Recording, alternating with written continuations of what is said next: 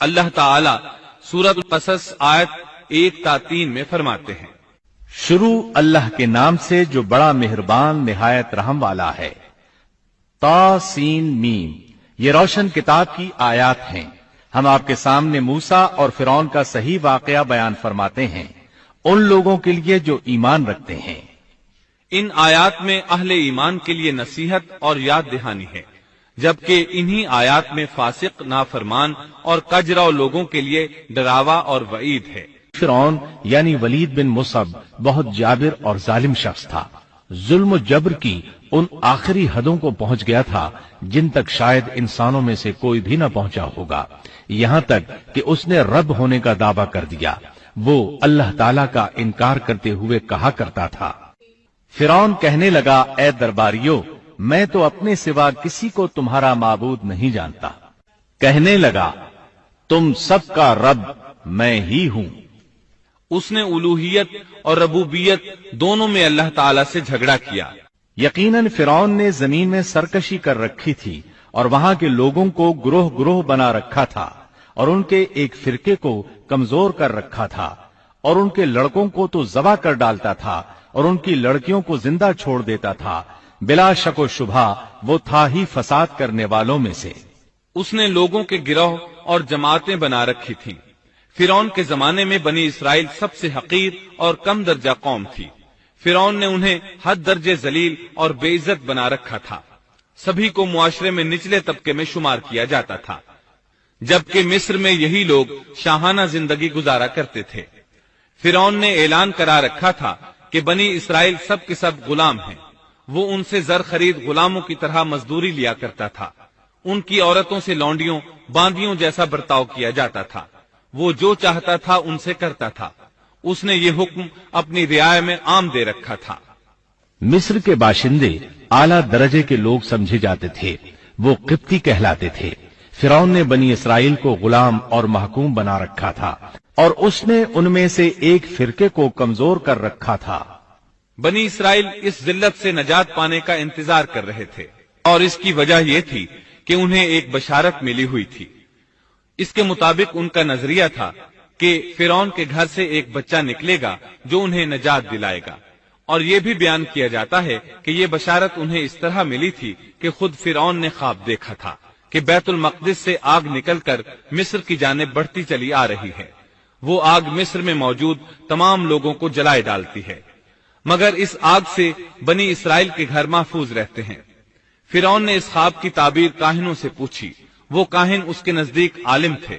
انہوں نے خواب کی تعبیر یہ بتائی کہ بنی اسرائیل میں ایک بچہ ایسا پیدا ہونے والا ہے جس کی وجہ سے مصریوں کی ہلاکت ہوگی۔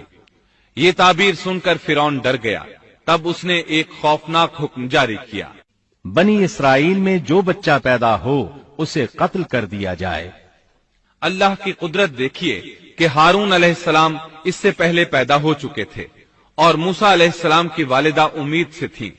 فرعون نے اپنا حکم یوں جاری کیا تھا کہ اگر ان کے ہاں بیٹے پیدا ہوں تو انہیں قتل کر دو، بیٹیاں پیدا ہوں تو انہیں زندہ چھوڑ دیا جائے۔ چنانچہ ایسا ہی کیا جانے لگا۔ ہر نو مولود بچے کو قتل کیا جانے لگا، بچیوں کو چھوڑ دیا جاتا۔ یہ تھا بچوں کو ذبح کرنے کا حکم جو بنی اسرائیل میں شروع ہوا۔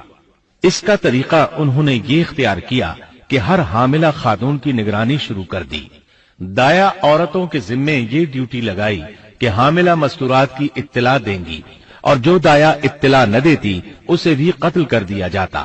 اس طرح فرعون اور اس کے وزیروں کو ہر نو مولود سے باخبر رکھا جاتا تھا۔ ان دنوں سیدنا موسیٰ علیہ السلام کی والدہ اپنے حمل کے ابتدائی دنوں میں تھیں۔ انہوں نے اس بات کو چھپائے رکھا اور دایا کا کام کرنے والی عورتوں سے بھی خود کو چھپائے رکھا، یہاں تک کہ درد ذہ کا وقت آ پہنچا اور انہوں نے بچے کو جنم دیا۔ اس بارے میں سوائے قریبی لوگوں کے کوئی نہیں جانتا تھا۔ بچے کی پیدائش کے بعد وہ فکر مند رہنے لگیں۔ حمل کے دنوں میں تو انہوں نے خود کو چھپا لیا تھا، اب بچے کو کیسے چھپائیں؟ پھر بھی اپنی پوری کوشش کرتی رہیں، یہاں تک کہ ان کے پاس اللہ کا حکم آ گیا۔ یہ حکم اللہ نے ان کے دل میں ڈالا تھا، یعنی القاء کیا گیا تھا۔ یہ وہ وحی نہیں تھی جو پیغمبروں پر آتی ہے۔ اور ہم نے موسیٰ کی ماں کو وحی کی کہ اسے دودھ پلاتی رہ اور جب تجھے اس کی نسبت کوئی خوف معلوم ہو تو اسے دریا میں بہا دینا، اور کوئی ڈر خوف یا رنج غم نہ کرنا، ہم یقیناً اسے تیری طرف لوٹانے والے ہیں اور اسے اپنے پیغمبروں میں بنانے والے ہیں۔ مطلب یہ تھا کہ جب تفتیش اور تحقیق شروع ہو یا خطرات بڑھ جائیں تو اسے دریا میں ڈال دیں۔ اس آیت مبارکہ میں بیک وقت دو خبریں، دو احکام، دو حکم امتناعی اور دو بشارتیں ہیں، یعنی ہم نے موسیٰ کی ماں کو وحی کی کہ اسے دودھ پلاتی رہے، یہ دو خبریں ہیں، اور جب تجھے خوف محسوس ہو تو اسے دریا میں بہا دے، یہ دو حکم ہیں، کوئی خوف نہ کھا اور کوئی غم نہ کر، یہ دو امتناعی حکم ہیں، ہم یقیناً اسے تیری طرف لوٹانے والے ہیں اور اسے اپنے پیغمبروں میں سے ایک پیغمبر بنانے والے ہیں، یہ دو بشارتیں ہیں۔ اور پھر واقعی تلاش شروع ہو گئی، بنی اسرائیل پر سختی کی گئی۔ موسیٰ علیہ السلام کی ماں نے اللہ کے حکم کے مطابق بچے کو صندوق میں رکھا اور دریا میں چھوڑ دیا۔ ساتھ ہی موسیٰ علیہ السلام کی بہن سے کہا، تو بھی اس کے پیچھے پیچھے چلتی جا۔ چنانچہ وہ دریائے نیل کی موجوں میں چلے اور ان کی بہن کنارے کنارے چلی، اپنے بھائی کی نگرانی کرتی جا رہی ہے کہ دریا میں ڈالنے کے بعد کیا بنتا ہے۔ اللہ تعالیٰ سورۃ القصص آیت 11 میں فرماتے ہیں، موسیٰ کی والدہ نے ان کی بہن سے کہا، تو اس کے پیچھے پیچھے جا، تو وہ اسے دور ہی دور سے دیکھتی رہی اور فرعونیوں کو اس کا علم بھی نہ ہوا۔ صندوق بہتا ہوا فرعون کے محلات کے قریب آن ٹھہرا۔ محلات دریائے نیل کے کنارے تھے۔ اللہ تعالیٰ سورۃ القصص میں فرماتے ہیں، آخر فرعون کے آدمیوں نے صندوق اٹھا لیا، آخرکار یہی بچہ ان کا دشمن ہوا اور ان کے رنج کا باعث بنا۔ اب وہ اس کی بھلائی چاہ رہے ہیں، لیکن وہی فرعونیوں کے لیے وبال جان بننے والا تھا۔ اللہ سورۃ القصص آیت 8 میں فرماتے ہیں، کچھ شک نہیں کہ فرعون اور حامان اور ان کے لشکر تھے ہی خطا کار۔ فرعون کی بیوی نے فوراً پہچان لیا کہ یہ بچہ بنی اسرائیل میں سے ہے، چنانچہ اس نے کہا، اور فرعون کی بیوی نے کہا، یہ تو میری اور تیری آنکھوں کی ٹھنڈک ہے، اسے قتل نہ کرو، بہت ممکن ہے یہ ہمیں کوئی فائدہ پہنچائے یا ہم اسے اپنا بیٹا ہی بنا لیں، اور یہ لوگ شعور ہی نہیں رکھتے تھے۔ مطلب یہ کہ اس پورے معاملے میں اللہ تعالیٰ کی تدبیر سے انہیں آگاہی نہیں تھی۔ اس پر فرعون نے کہا، یہ صرف تیری آنکھوں کی ٹھنڈک ہے، میری نہیں۔ میں نہیں چاہتا بنی اسرائیل کا کوئی بچہ میری نگرانی میں پلے، لہٰذا یہ صرف تیری ہی آنکھوں کی ٹھنڈک ہے۔ ابن عباس رضی اللہ عنہما فرماتے ہیں، اگر فرعون یہ بات کہہ دیتا کہ یہ میری بھی آنکھوں کی ٹھنڈک ہے تو اللہ تعالیٰ اسے ہدایت دے دیتا، لیکن اس نے یوں کہا، یہ صرف تیری آنکھوں کی ٹھنڈک ہے، میری نہیں۔ اور پھر ہوا بھی یہی، موسیٰ علیہ السلام آسیہ کی آنکھوں کی ٹھنڈک بن گئے، فرعون کی آنکھوں کی ٹھنڈک نہ بنے۔ اللہ تعالیٰ سورۃ القصص آیت 10 میں فرماتے ہیں، اور موسیٰ کی والدہ کا دل بے قرار ہو گیا، یعنی اس کا دل موسیٰ علیہ السلام کی یاد کے علاوہ دنیا کی ہر چیز سے خالی ہو گیا۔ ماں کی محبت اور ماں کے دل کا حال ذرا دیکھیے، مصیبت میں اس پر کیا گزرتی ہے، وہ مہربانی جو ماں کے دل میں ہوتی ہے، وہ محبت جو صرف اسی دل کا خاصہ ہے۔ ہم مردوں کی جماعت اس کیفیت کو نہیں جانتی جو مصیبت کے وقت ماں کے دل پر گزرتی ہے۔ چنانچہ اللہ تعالیٰ فرما رہے ہیں، اور موسیٰ کی والدہ کا دل بے قرار ہو گیا، یعنی موسیٰ علیہ السلام کی محبت کے سوا اس دل میں اور کچھ نہ رہا۔ ہر وہ چیز جو اسے دنیا میں پیاری تھی موسیٰ کی محبت پر غالب نہ آ سکی، بس دل میں موسیٰ ہی موسیٰ تھے۔ اللہ تعالیٰ سورۃ القصص آیت 10 میں فرماتے ہیں، قریب تھیں کہ اس واقعے کو بالکل ظاہر کر دیتی اگر ہم ان کے دل کو ڈھارس نہ دے دیتے، یہ اس لیے کہ وہ یقین کرنے والوں میں رہے۔ اب دیکھیے اللہ تعالیٰ کے کام، ان کے نور چشم کو کس طرح ان کی طرف واپس لوٹایا۔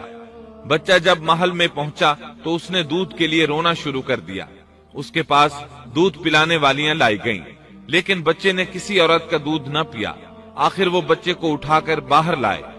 اللہ آیت 12 میں فرماتے ہیں، اور ان کے پہنچنے سے پہلے ہم نے موسیٰ پر دائیوں کا دودھ حرام کر دیا تھا۔ جو عورت بھی آپ کو دودھ پلانے کی کوشش کرتی ناکام ہو جاتی۔ اب ظاہر ہے یہ رکاوٹ تو اللہ تعالیٰ کی طرف سے تھی، کوئی دودھ پلانے میں کامیاب ہو بھی کیسے سکتی تھی۔ उधर मूसा अलैहिस्सलाम की बहन दूर खड़ी ये सब देख रही थी। सूरतुल क़सस आयत 12 में है, ये कहने लगी, क्या मैं तुम्हें ऐसा घराना न बताऊं जो इस बच्चे की तुम्हारे लिए परवरिश करे और हों भी वो इस बच्चे के खैर खां। उन्होंने पूछा, ए बच्ची, तू कैसे जानती है कि वो इस बच्चे की खैर खाही करेंगी? बच्ची ने जवाब दिया, इसलिए कि वो एक गरीब घराना है।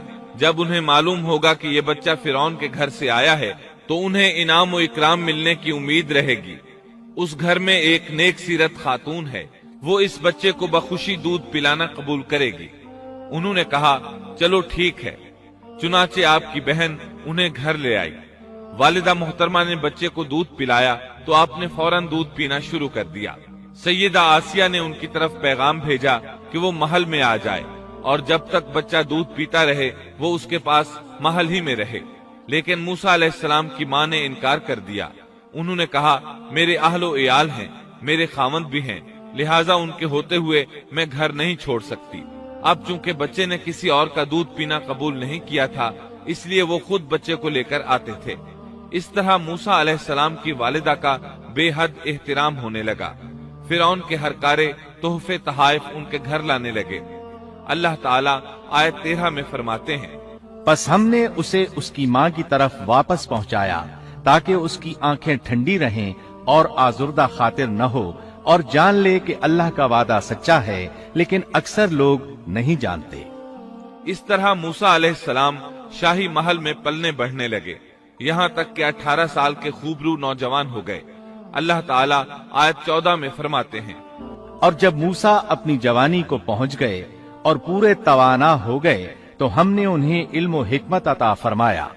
नेकी करने वालों को हम इसी तरह बदला दिया करते हैं।